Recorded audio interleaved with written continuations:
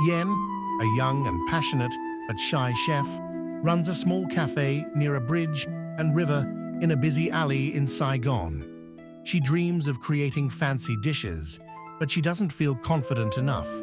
Instead, she makes traditional meals that people like. After working late, Yen notices that some utensils have been moved.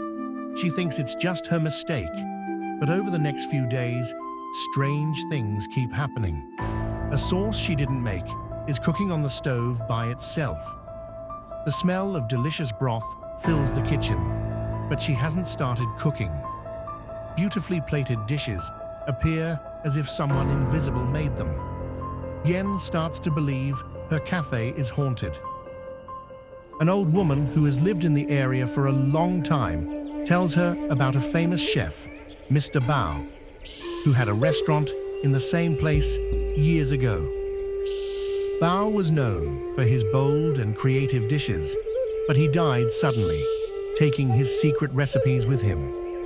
Yen begins to believe that Bao's ghost has returned to teach her how to cook. Yen starts talking to the ghost. She leaves notes in the kitchen, and answers appear written in chalk on the board. These messages make her feel better, but Yen feels uneasy. Why do these dishes only turn out well when she thinks the ghost is helping her?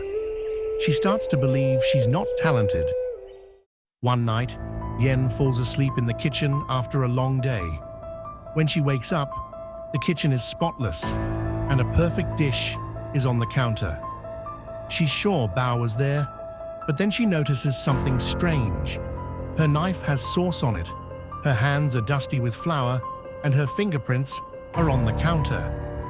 Yen begins to think she might have made the dish herself.